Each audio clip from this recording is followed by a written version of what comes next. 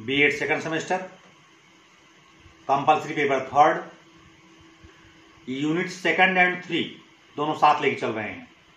किशोरावस्था में शारीरिक विकास, सामाजिक विकास, मानसिक विकास, ये सारा विकास जो यूनिट सेकंड और थर्ड में है, ये तीनों एक साथ हो जाएगा। तो इस प्रकार से आपको चैप्टर पढ़ना है किशोरावस्था, एडोलेसेंस। शैक्षिक दृष्टि से मानव विकास की यह तीसरी अवस्था है। यह अत्यंत महत्वपूर्ण अवस्था मानी जाती है किशोरावस्था। किशोरावस्था का महत्व अगर हम देखें तो पहला है, यह युवा अवस्था की ड्योढ़ी है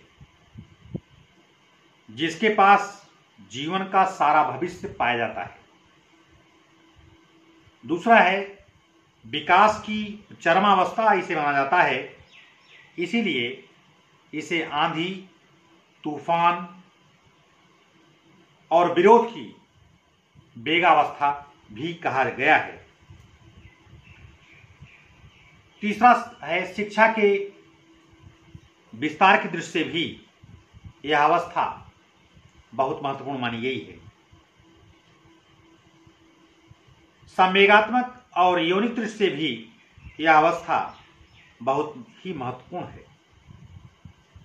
किशोरावस्था में सही निर्माण होता है, इसलिए यह बहुत ही महत्वपूर्ण अवस्था मानी गई है। क्रो एवं क्रो नामक मनोवैज्ञानिक ने लिखा है, किशोर वर्तमान युग की ऊर्जा और भविष्य की आशा उपस्थित करता है। किशोर वर्तमान युग की ऊर्जा और भविष्य की आशा उपस्थित करता है। In English version, adolescence ADOLESCENCE, adolescence माने किशोरावस्था। Adolescence present the energy of the present and the hope of the future according Crow and Crow।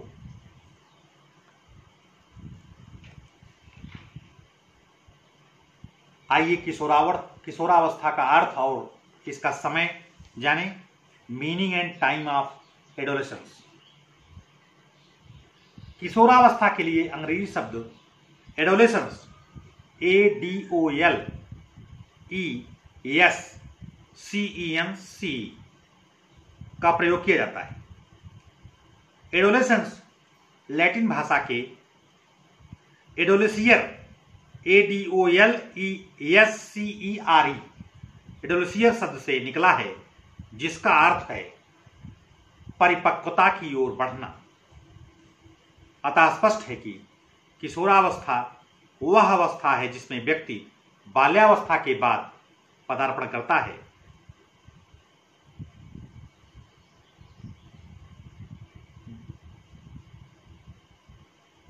मनोवैज्ञानिक जर्सील्ड कहते हैं, किशोरावस्था वह समय है जिसमें विकासशील व्यक्ति बाल्यावस्था से परिपक्वता की ओर संक्रमण करता है। In English version, adolescence is the period through which a growing person makes transition from childhood to maturity।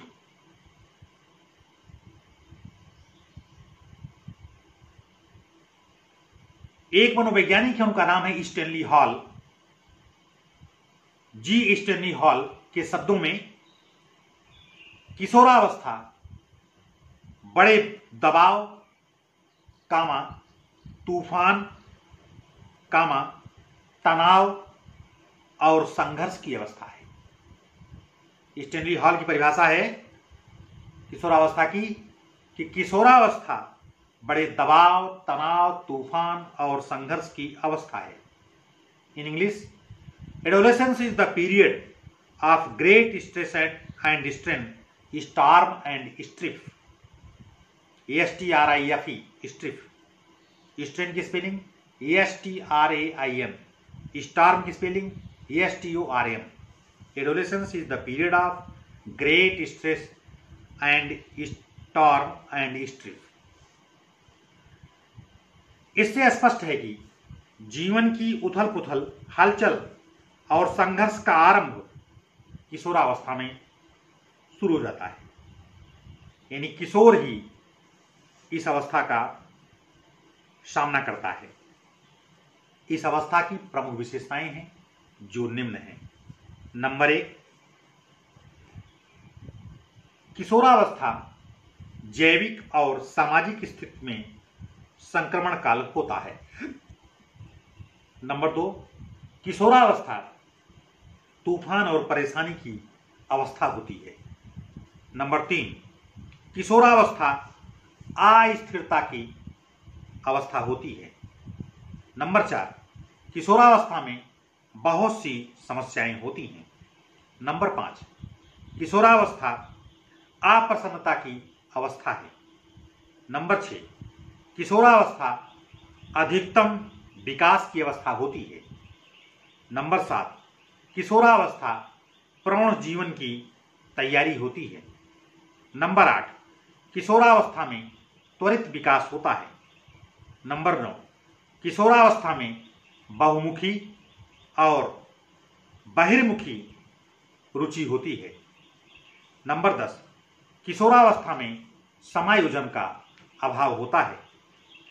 Number 11, इस अवस्था में विषमलिंगी भावना का विकास होता है। नंबर 12, इस अवस्था में कल्पना और प्रबलता की बहुलता होती है। नंबर 13, इस अवस्था में आदर्श निर्माण और वीर पूजा की तीव्र भावना होती है। नंबर 14, इस अवस्था में नैतिकता और धर्म का प्रभाव होता है। 15वां, इस काल में स्वतंत्रता और विद्रोह की भावना होती है। 16वां, आत्मनिर्भरता और अहंग भाव इस काल में पाया जाता है। 17वां, इस काल में विभिन्न साहित्य का अध्ययन होता है। 18वां, किशोरावस्था व्यवसाय की शुरुआत है। व्यवसाय की तैयारी की शुरुआत होती है। 19वां, किशोरावस्था में जीवन दर्शन निश्चित होता है।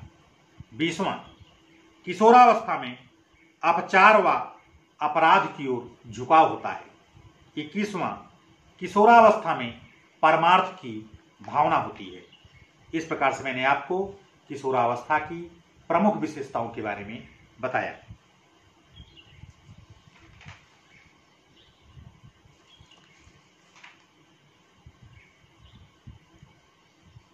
किशोरावस्था में विकास के सिद्धांत हैं।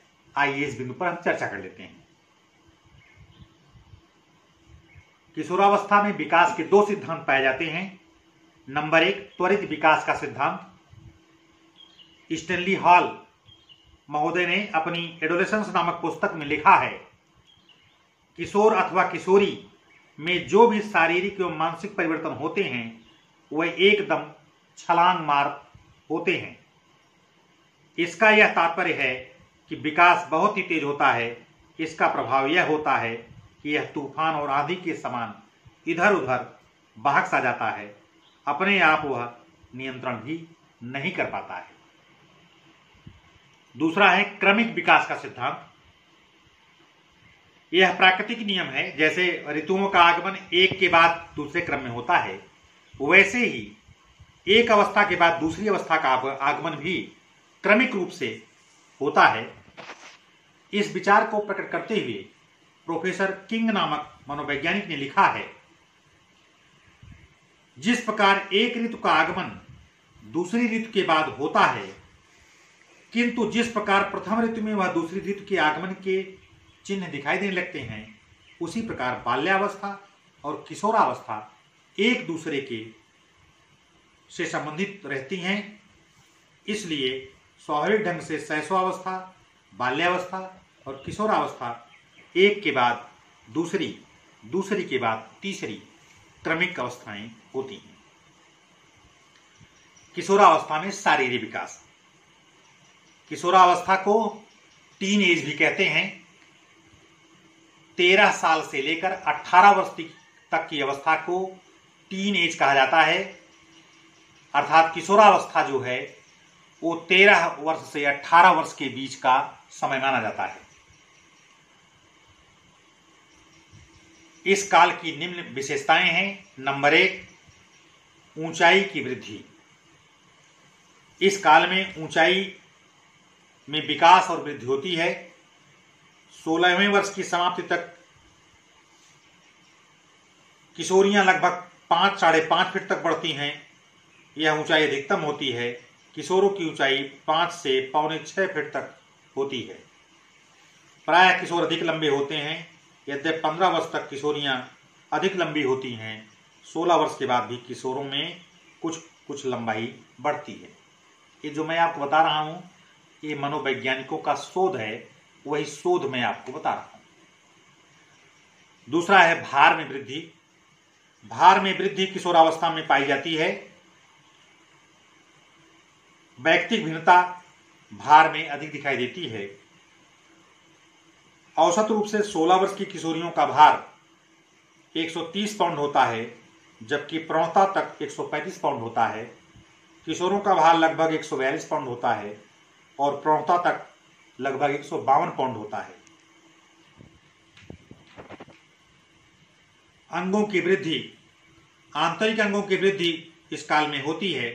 पाचन प्रणाली, रक्त संचार प्रणाली, ग्रंथि प्रणाली, श्वास प्रणाली आदि में पर्याप्त विकास किशोरावस्था में हो जाता है और इनमें प्रौढ़ता भी आ जाती है। नंबर 4, शारीरिक गठन व स्वास्थ्य। हार्लॉक्स के अनुसार गति कौशलों को करने की क्षमता का भी अधिकतम विकास होता है। 14 वर्ष की किशोरियों तथा 17 वर्ष के लड़कों में यह पाया जाता है।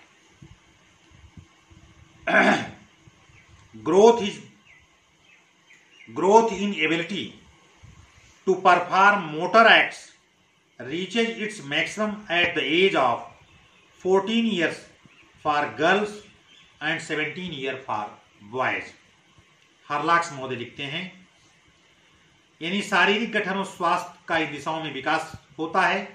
शरीर के रंगों और मांसपेशियों के गठन में दृढ़ता आती है।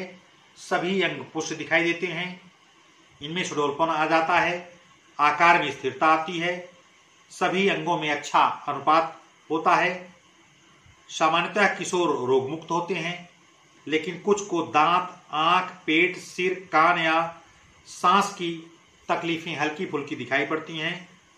प्रायः ये सब तो पहले की खराबी से ही हो सकता है या गृह अथवा विद्यालय के कार्यभार अथवा अन्य किसी कारणों से भी हो सकता है, यानी पर्यावरण के कारण भी यह कमी आ सकती है। 5वां है गले की ग्रंथि का विकास। गले की थायराइड ग्रंथि के बढ़ने से किशोर किशोरियों की वाणी में अंतर आ जाता है। किशोरों की वाणी कर्कश होने लगती है, कभी कभी फट सी जाती है और किशोरियों की वाणी में कोमलता और मृदुता और कभी कभी क्षीणता भी आ जाती है। दाढ़ी मूछ का निकलना। किशोर के दाढ़ी मूछ निकलने शुरू होते हैं और शरीर के अन्य अंगों में भी बाल निकलना शुरू हो जाते हैं। इससे स्पष्ट होता है कि किशोर अब प्रौढ़ बन रहे हैं। कुछ किशोर किशोरियों के मुहासे भी निकलना शुरू हो जाते हैं। नंबर 7, काम ग्रंथि का विकास। इस काल में इस ग्रंथि के बढ़ने और सक्रिय होने से उनमें लिंगी परिवर्तन भी हो जाता है।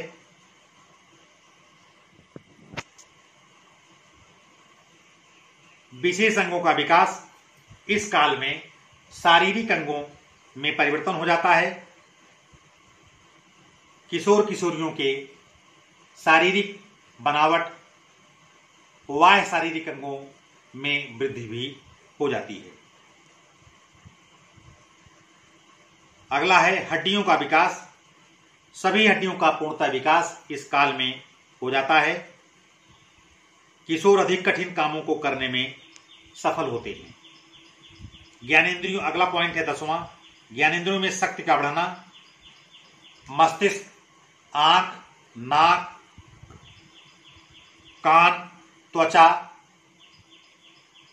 स्वादेंद्रिय का विकास इस काल में पूर्ण रूप से हो जाता है और उसकी शक्ति में भी वृद्धि होती है। इससे ज्ञानात्मक विकास अधिक से अधिक इस अवस्था में हो जाता है।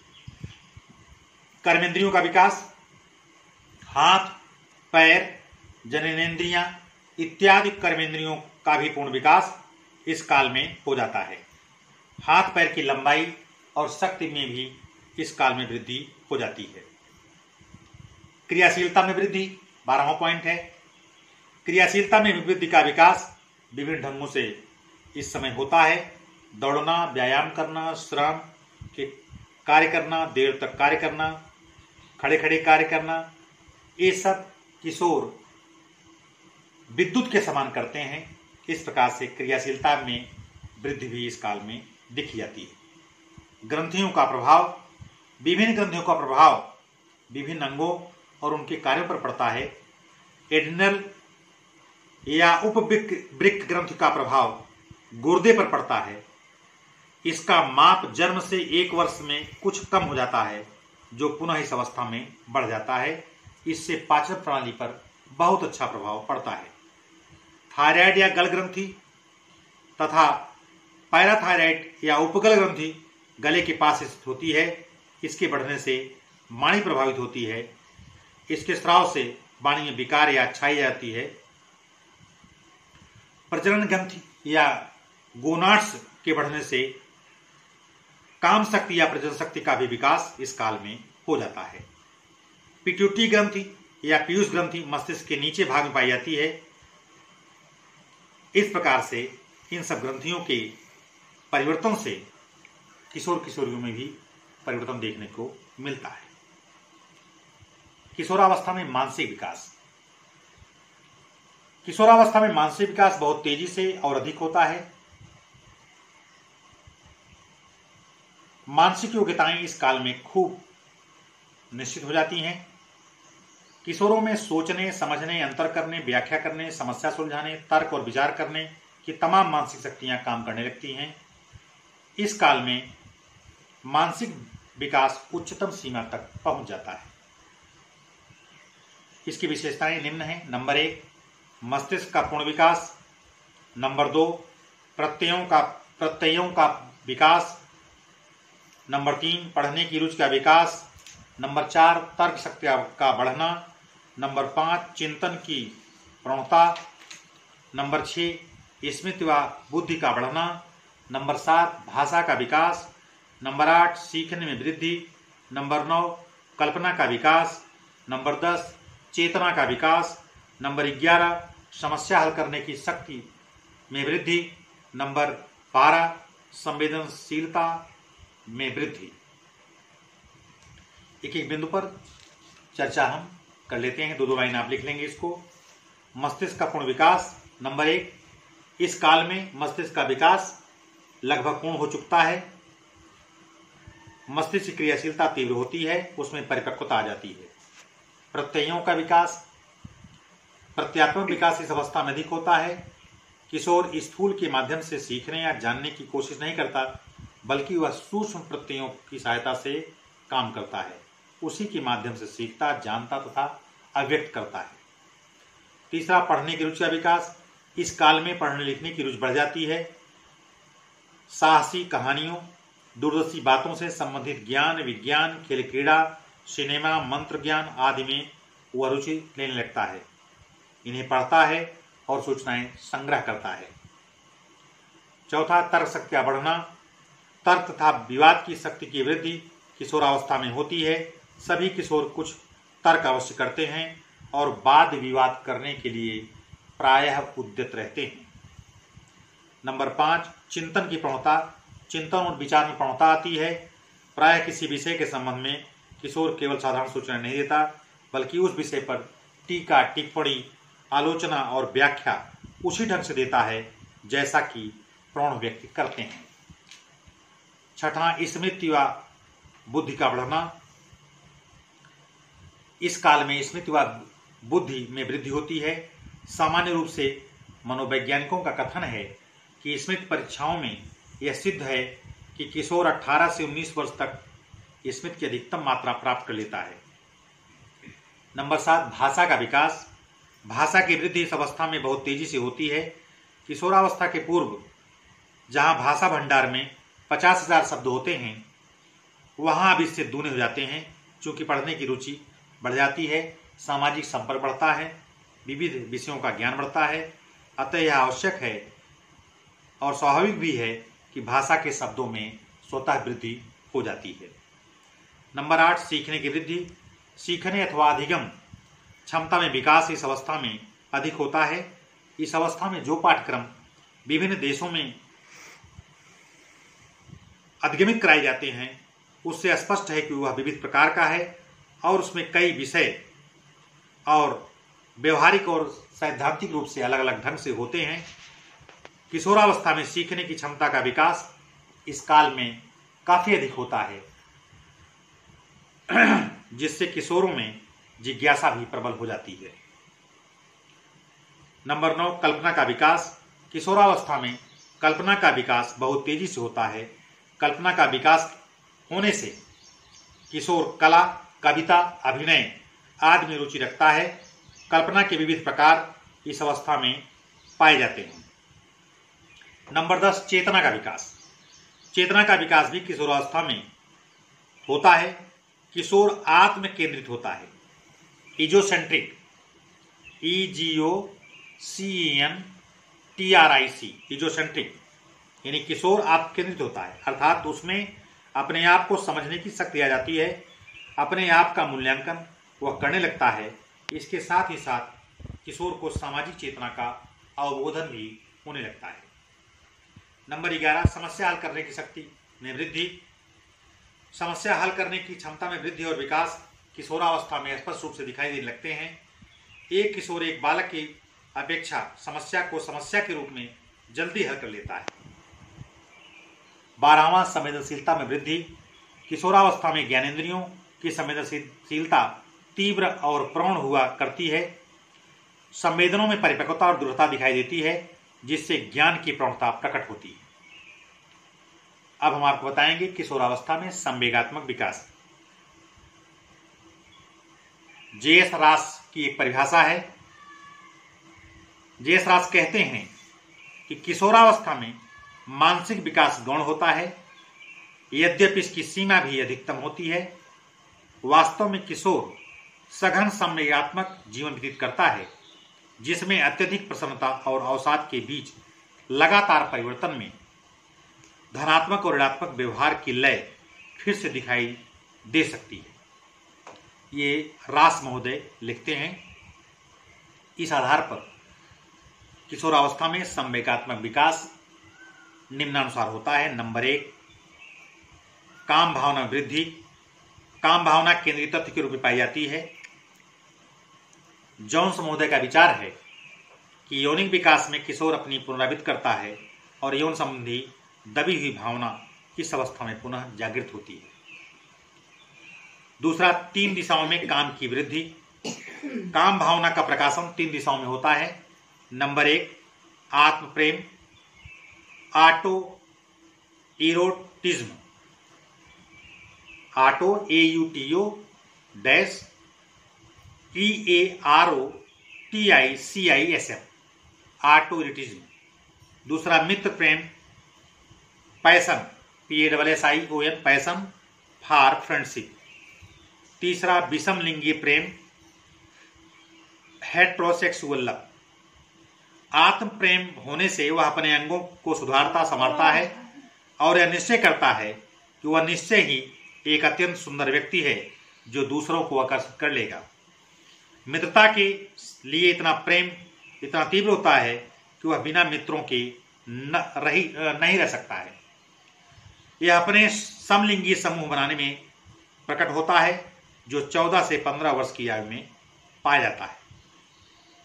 चूंकि यौनिक वृद्धि होती है, अतः उसमें कामुकता की और किशोर किशोरी का ध्यान रहता है और विषम लिंगी लोगों के मिलने की तीव्र इच्छा होती है। काम भावना की बाढ़ से जीवन का क्षेत्र उर्वर और सिंचित होता है। तीसरा, क्रियाशीलता की वृद्धि। खेलकूद और क्रियाशीलता की भावना की वृद्धि इस काल में होती है। यह विकास काम भावना के समान और साथ साथ चलता है। इसी भावना के द्वारा किशोर अपने आत्म को प्रकाशित करता है। चौथा, उत्तरदायित्व की भावना का विकास। उत्तरदायित्व की भावना का विकास भी इस काल में बहुत होता है, क्योंकि शारीरिक और मानसिक पूर्णता इस काल में आ जाती है।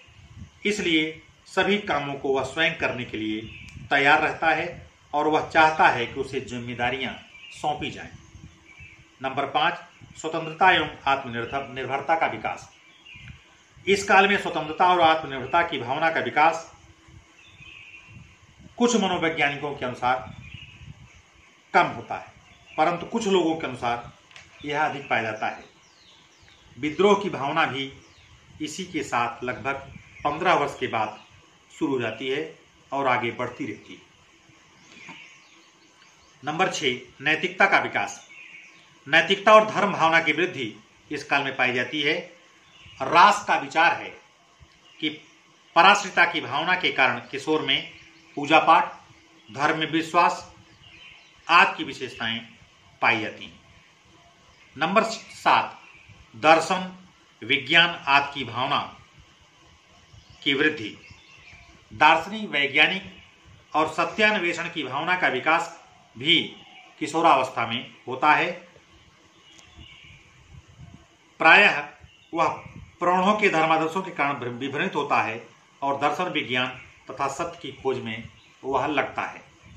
नंबर 8, आत्मनियंत्रण बढ़ना।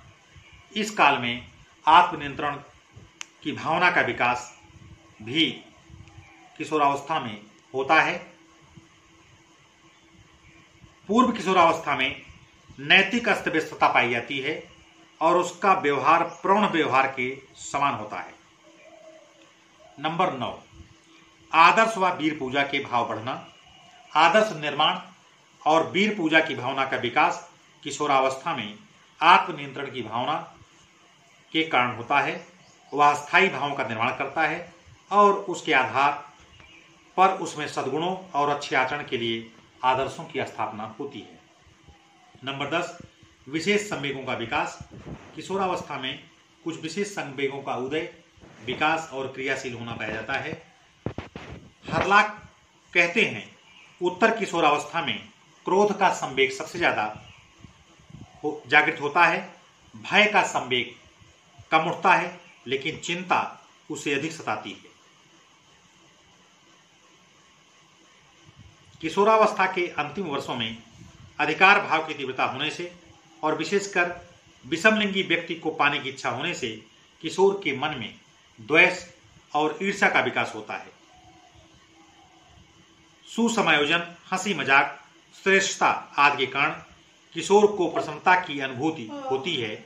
स्नेह की इच्छा भी किशोर में खूब पाई जाती है। अगला, विशेष मूल प्रवृत्तियों का बढ़ना। कुछ विशेष मूल प्रवृत्तियां और सहज प्रवृत्तियां भी किशोर में सक्रिय होती हैं।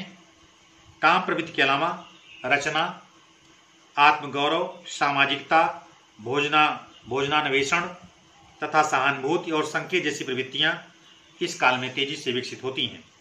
12वां, प्रेम, दया, परमार्थ भावना का विकास। प्रेम, दया, परमार्थ भावना का विकास।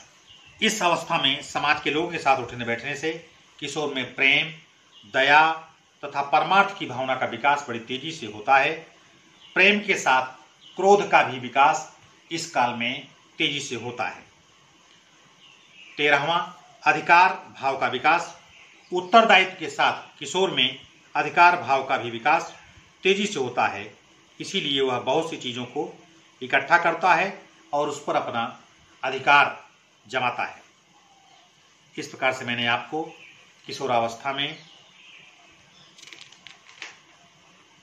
संवेगात्मक विकास के बारे में चर्चा की। अब किशोरावस्था में सामाजिक विकास आप देखें कैसे होता है। किशोरावस्था में सामाजिक विकास,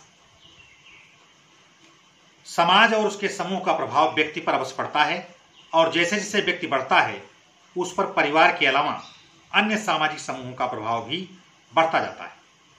अनुभवों और क्रियाओं के बढ़ने पर यह स्वाभाविक है कि व्यक्ति का संबंध विभिन्न प्रकार के सामाजिक समूहों से हो और परिणामस्वरूप उसका सामाजिक विकास भी आगे बढ़े। सामाजिक विकास के संबंध में कुछ प्रमुख बातें हैं जो निम्न हैं। नंबर 1, समूह का सदस्य होना। किशोर विभिन्न समूहों का सदस्य बनता है और परिस्थिति के अनुकूल वह व्यवहार करना भी सीख लेता है। इस अवस्था के समूहों में सुहृद, विशेष समूह, भीड़ इत्यादि आते हैं। दूसरा, संबंधों की स्थापना। मित्र, नेता तथा साथी के साथ संबंधों की स्थापना किशोरावस्था में गहरी होती है। विद्यालय में प्रायः ये सभी मिलते हैं। पूरी कक्षा के लोग उनके साथी हैं। खेल कूद या पढ़ने में जो शरीर या बुद्धि में श्रेष्ठ होता है वह नेता बनता है, और मित्र वे होते हैं जो बहुत प्रभाव डालते हैं। तीसरा, सामाजिक मान्यता और परिपक्वता। सामाजिक मान्यता और सामाजिक परिपक्वता इस अवस्था के अंत में आती है। सामाजिक मान्यता उसे मिलती है जो अपने व्यक्तित्व, व्यवहार, कार्य का दूसरों पर प्रभाव डालते हैं और दूसरे लोग उसे अपना मानते हैं। सामाजिक समायोजन की सफलता के फलस्वरूप और सामाजिकरण के कारण सामाजिक परिपक्वता भी आ जाती है। चौथा, सामाजिक रुचियां। कुछ सामाजिक रुचियां भी इस अवस्था में क्रियाशील होती हैं, जैसे पार्टी में भाग लेना। दूसरा, संगठन बनाने में रुचि। तीसरा, दूसरे कार्यों में सहायता देना। चौथा, समाज सेवा में रुचि, समाज के लोगों से बातचीत करने में रुचि, व्यवसाय वृत्ति की रुचि, क्लब और गोष्ठियों या मनोरंजनों में रुचि इत्यादि का विकास किशोर में सामाजिक स्तर पर हो जाता है। नंबर 5, पारिवारिक संबंधों में सुधार। पारिवारिक संबंधों में सुधार इस काल में किशोर करते हैं। माता पिता का दृष्टिकोण किशोरों के प्रति अच्छा होता है, जिससे माता पिता और किशोरों के संबंध भी अच्छे और सुधरे हुए होते हैं। इसी प्रकार का संबंध सुधार भाई भाई और भाई बहनों तथा अन्य लोगों के साथ भी हो जाता है। छठा है सामाजिक चेतना का विकास। सामाजिक चेतना और अवबोधन का विकास किशोरावस्था में होता है। किशोर को यह ज्ञात होने लगता है कि समाज में उसका अस्तित्व क्या है और किस प्रकार उसे समाज में रहना चाहिए तथा समाज के कार्यों में भाग लेना चाहिए। नंबर 7, बड़ेपन का भाव। समाज में बड़े बूढ़ों के सदृश व्यवहार करने की इच्छा किशोरों में बहुत प्रबल पाई जाती है। वह दूसरों पर काम लादने की अपेक्षा स्वयं काम करने के लिए आगे बढ़ते हैं, जिससे उसे सम्मान और स्वीकृति मिले। नंबर 8, समाज का सदस्य बनना। विभिन्न प्रकार के समाज का सदस्य होना और इसका महत्व जानना मानना भी इस अवस्था में पाया जाता है। समाजशास्त्रियों ने और समाज मनोवैज्ञानिकों ने 4 प्रकार के समाज की ओर संकेत दिया है। नंबर 1, गृह समाज। नंबर 2, विद्यालय समाज। नंबर 3, मित्र समाज। नंबर 4, व्यवसाय समाज। 9वां है नेताओं से संबंध होना। समाज के नेताओं से किशोरों का संबंध होता है।